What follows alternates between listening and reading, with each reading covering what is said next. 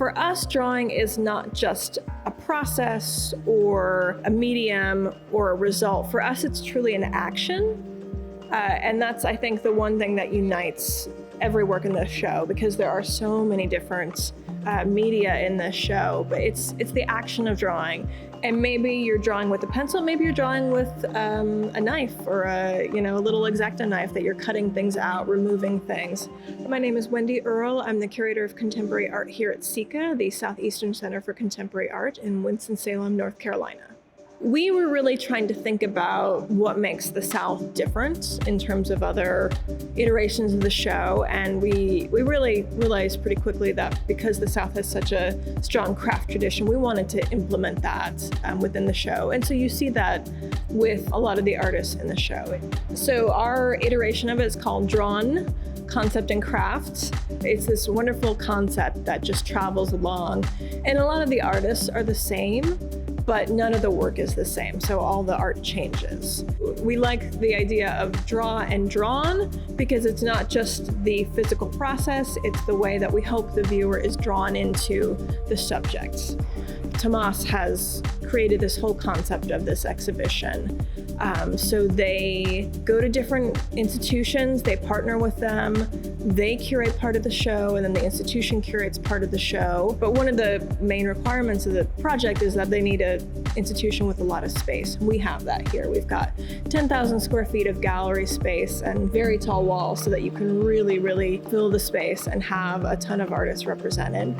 A lot of printmaking is in the show, which is a little bit surprising for people, but we really do see printmaking as a drawing medium because to create the initial print, you're using a lot of those same techniques and those same actions. And it's also a way for us to bring in a little bit of a more diverse group of artists who may not necessarily have a ton of, pencil and paper drawings, but they've got a lot of other inventory that they can share. And so it's a way of bringing in, almost 70 artists together and to really create this cohesive experience for people. It's really important for us, and part of our mission at SECA is to constantly be giving a voice to the talent that's here. Antoine and I met in, I believe it was February of 2020. So as I was really trying to research all the artists and finalize the checklist, he had a new work that he wanted to premiere at SECA.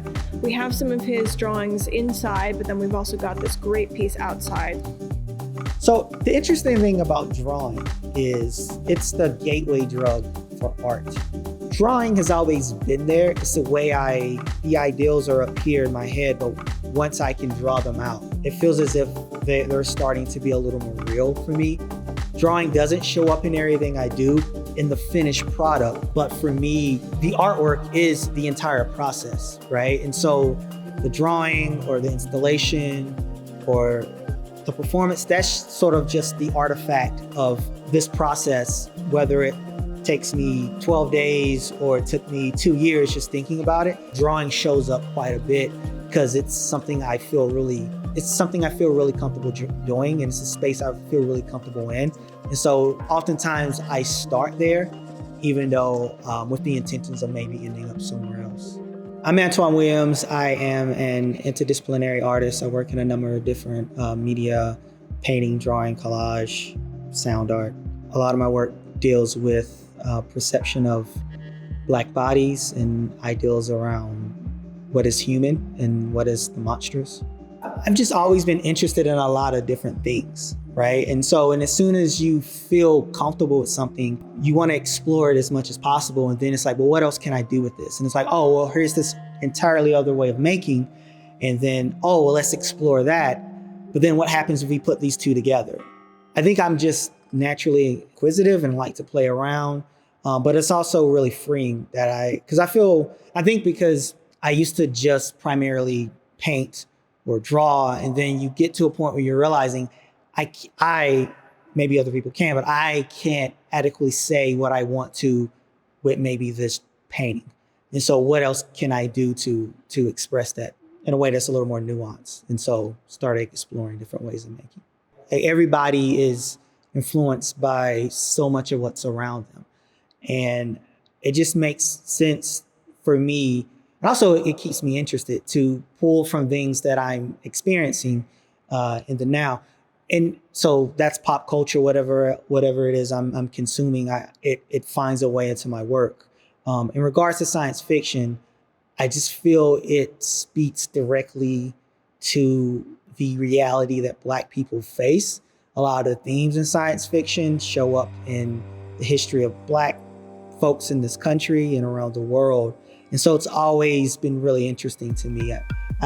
Ever since I was a kid, I've been interested in monsters and science fiction. And so it's always stayed with me. And it just makes sense to this thing that I'm constantly thinking about, why not incorporate it into my making? It just makes perfect sense. It would be hard to not do that. Yeah, I think there was a time in grad school where that first year, it's like, I have to make serious art. Yeah, I kind of didn't include any of that stuff. And I remember looking at the work thinking, I don't know this dude. And so for me, it feels really easy being in the South to look at what's going on in New York or LA or Chicago or these different types of making.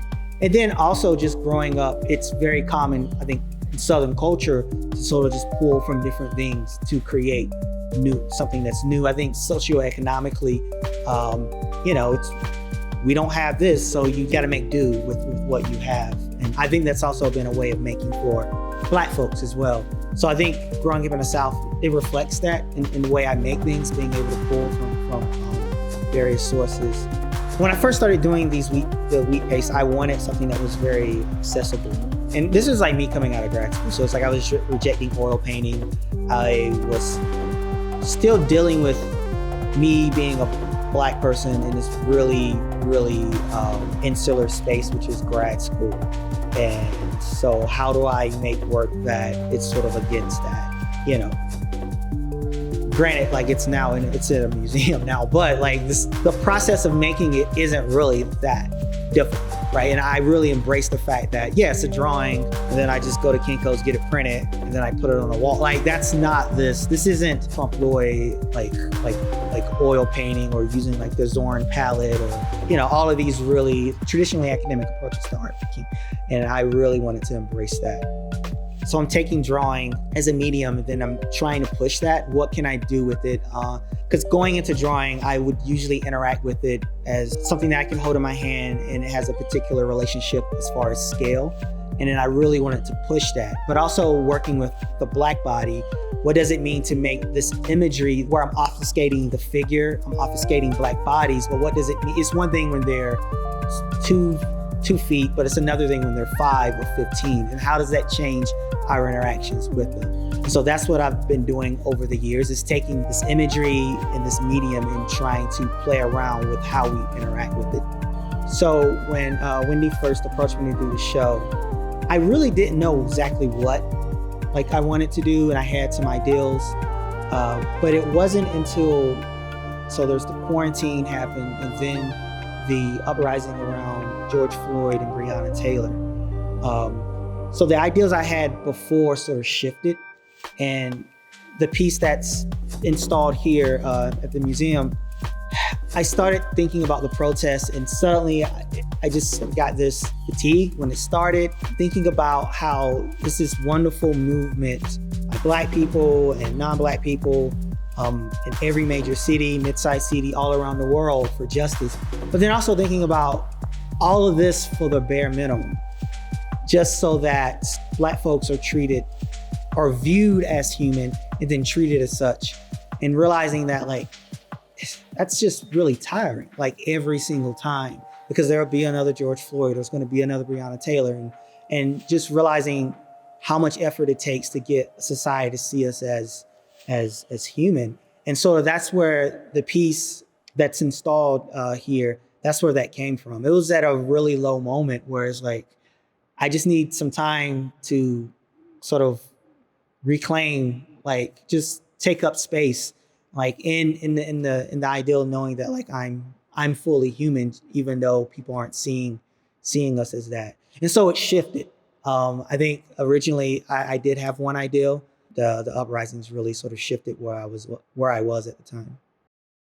We should never leave being able to draw and make imagery as a way of communicating ideals, because once again, I don't believe any one medium can fully express everything. And so there may be times where the word falls short, and you can utilize imagery via drawing to sort of express that. Or, and I do this sometimes, where I can draw something and then it helps me get to a point where, okay, now I can say this in words, but I had to sort of go through the side street of drawing in order to get there.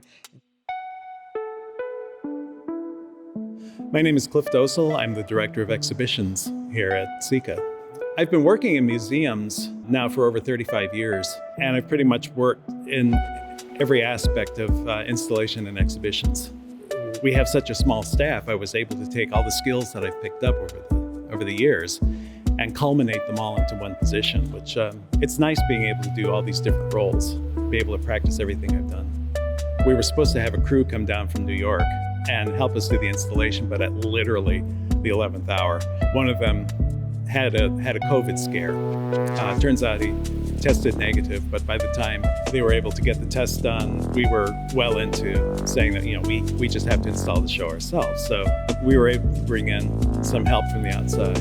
We managed to get it hung, but that was a major challenge. It's working from, like having at least 3 or 4 additional people down to having just 3 or 4 people installing the show. Yeah, Beau's piece was really great. Beau is an example of the kind of artist that you really want to work with for museum installation, because he really doesn't want you to do much of the work yourself, which is fine, because there's no one knows how to put the piece together better in most cases than the artist. Yeah, this piece was another good piece to work on the artist with, because Beau brought the pieces in himself, and he knew how he wanted to have it set up, but we hadn't quite figured out how it was going to sit in space. We knew we had these monitors, we knew it was going to sit in this matrix, we knew we were going to have all these wires and things, but we were talking about putting it up onto some lower plinths, maybe about like this high, maybe like that high. And we knew we wanted it here because they had these grid of faces that are incised into each of these monitors, because across the space we have this piece over here, which are also a grid of portraits, and we have these like Zen meditation drawings in the center that also kind of look like wires. Has that kind of linearity quality that the wires in this piece over here has. The roughness of it, and be honest about the electricals in the back here. All these cables that are hanging down. We wanted that to be kind of honest. We didn't want to make it precious. But that's where you have this dialogue between a piece like this and these pieces over here, and you have to know beforehand how you're going to set these pieces up, because we sure don't want to move this piece. It'd be easier to move this piece, but then you'd lose that dialogue. You have to use your imagination when you think of some of these larger sheets of paper hanging on the wall. You look at their relationship, and you have to think about the relationship of those pieces with the other pieces within the visitor's view, and how are they going to converse with each other. And once they're up, it's a major thing to put it up. If we have to move it, we've got to take them all down, fix all the holes in the wall, and hope it was the right idea all along, and not decide, okay, we're going to hang it back where it was before because we had it right the first time. So we were lucky we didn't do too much of that. So this is Paula Wilson. So she is one of the artists that my co-curator Tomas brought in. She created this piece that's, I believe it's about 16 feet tall. And she sent us a few videos of her putting it up in her studio in New Mexico, where she had this special wall for it to make sure it would fit. And she just then was able to deconstruct it. It comes apart in 3 different pieces, and then she rolled it in a tube and sent it to us, which is one of my favorite ways of doing things. And then when we went to install it, she had her instructions, and then we have a scissor lift that goes up. We started at the bottom, and then we just slowly unfurled it, and then this beautiful woman came into being. And we knew that this would be like such a stunning piece that we wanted people to be able to see it as soon as they got in. And it's incredibly detailed. She's using different methods of drawing and painting within it. There's a couple different types of paper that she's using, and it's just this beautiful piece that you can really dig into and like see all the details of. And again, it's another piece that requires you to engage with it a few different ways and different angles. So you have to kind of back up a little bit to get the full thing, but then you can come closer to the details. One of the things that I started thinking about with drawing was not just the utensil that you're drawing with, but the material that you're drawing on, which is usually paper. And when you think about paper, I think Liz Alexander is one of the artists that you immediately think about and the ways that she's utilizing it. At first, when Wendy asked me to be in the show, I think my response was like, well, I don't really draw that much. Are you okay with that? So my name is Elizabeth Alexander, and I am a interdisciplinary artist working mostly in paper and installation art. I grew up in Hopedale, 5-square-mile town, but it's close to Boston. I came to North Carolina to work at the University of North Carolina School of the Arts, and I teach sculpture there. I think North Carolina is starting to make its way into my work. Like even the found objects that I can find here are very distinct, and the natural environment is really distinct, and I can see both of those kind of merging in my work quite a bit. My work usually deals with the sort of stories within the walls of our homes and the kind of hidden hierarchies and value structures and the pressures of home and how that relates to women. This is called Welder's Daughter, The Waiting Room, and it's actually a continuation from a series I did about 10 years ago called Welder's Daughter, Safe and Powerless. And I am a welder's daughter. My father is a welder in Massachusetts, and I grew up in his shop. And I became a welder between undergraduate and graduate school. I was working both for artists and in construction, and made a whole body of work about my relationship to my father and my relationship to his profession, and classism and sexism kind of pervasive throughout. And the helmet and the face shield in this piece were actually brought in to build this piece, which is it felt really appropriate. It was kind of the last time drawing was a major part of my practice. It sort of has fallen by the wayside. And I think that's where I kind of started looking at them. But with 2020, it made me think a lot about personal protective equipment, especially with the face shield, and how much differently we think about the values of that object. And so I built this whole space around those. And so this piece is made up of the rust actually from my father's welder shop. So he sent iron filings, and I rusted them for the pigment for the wallpaper, and actually flocked the wallpaper with those filings. And so I was kind of making the whole piece as this way of kind of marking time, waiting to see my family again, but also as this almost like this space of like an anticipated mourning. So it kind of has this, I think of it being almost like a space that you'd find in a funeral waiting room, or like a shrine kind of space. So I created the wallpaper using my own pattern, devised from something called the King Architectural Metals Catalog, which is what my dad uses to order the like finials and things to add onto railings to make them fancier. And when I was a kid, and I was bored in his shop, and I obviously couldn't go into the welding shop, so I'd sit in his office and just look at the books, because that was really the only thing in there. So I could either draw or look at his books, and sometimes I draw from the book. So I have it here. I don't know if you want to. And it's like it's the same. It hasn't changed in 30 years. So it's literally just a paper catalog of all the things you can buy to make your railings and gates and stairwells and all these other things fancier.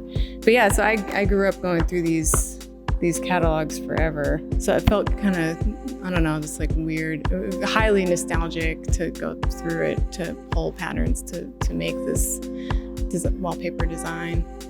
I had my dad and my mom were both actually working on steel. My mom was working on sculptures with him, and his workers too were all squirreling away iron filings for me. And so I was steeping them in a vinegar concoction to rust them fast. And while I was doing that, I was casting tools for the piece on the table. And I was thinking of that like a kind of like a funeral spray of flowers.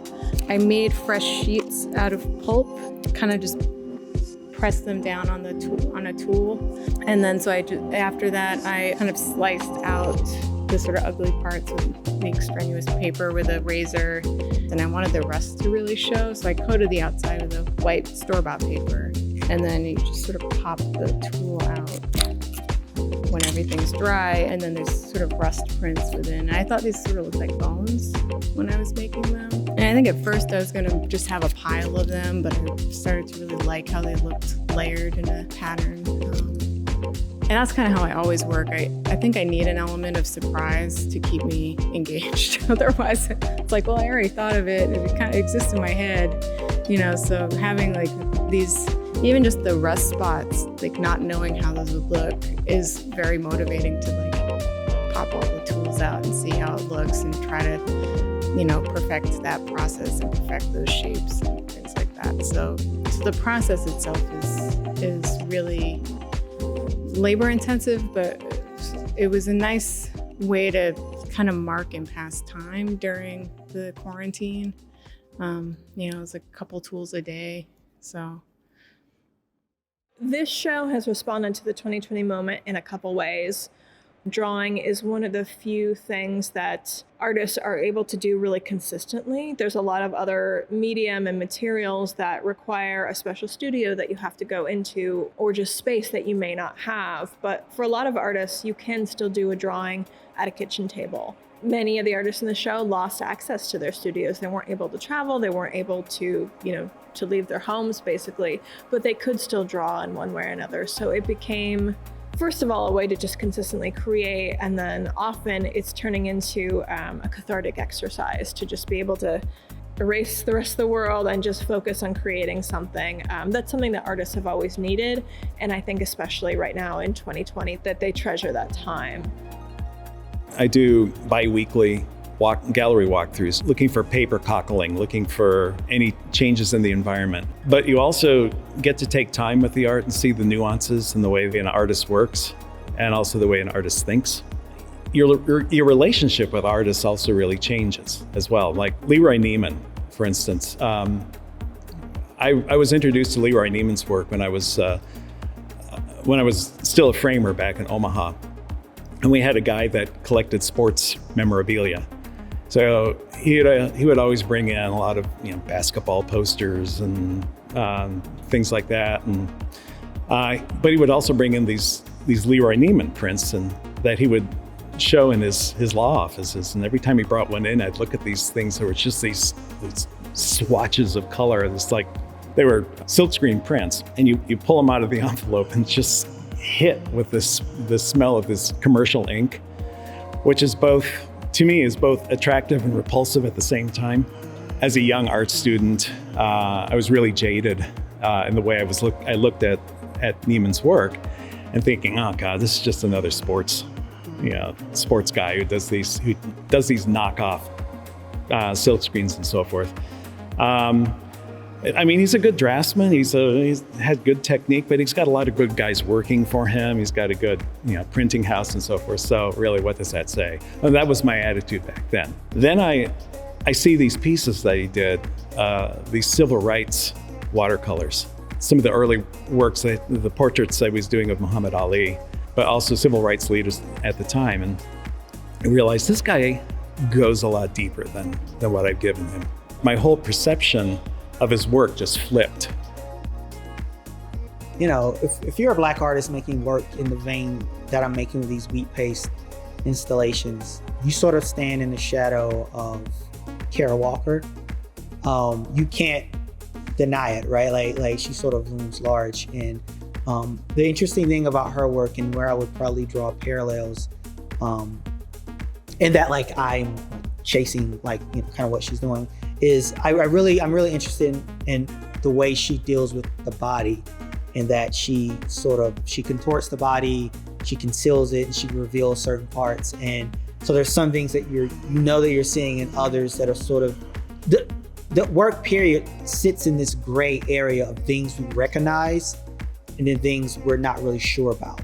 And I really love that approach to dealing with the body sort of as analogous to how we view literal Black bodies. And in a lot of my work, I try to do the same thing where I'm playing with perception, giving a little bit and taking back a little bit. And it sort of just hovers in this really not defined space, which sometimes can be a little uncomfortable and other times maybe not.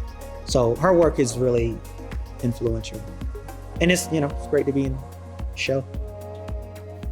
Drawing's like my first love. It was sort of what I think every artist comes to art usually through drawing. And so it's never completely left my practice, but it's usually now something I do to prepare for an idea for a larger piece. And it did feel a little bit like I was kind of going back to an old friend or something.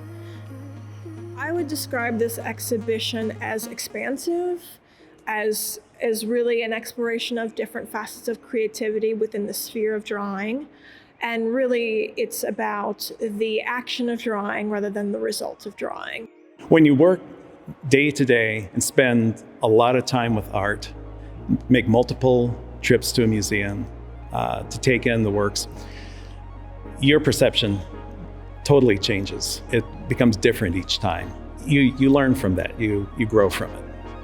Our job is to tell the truth or to express the truth, whatever that may be.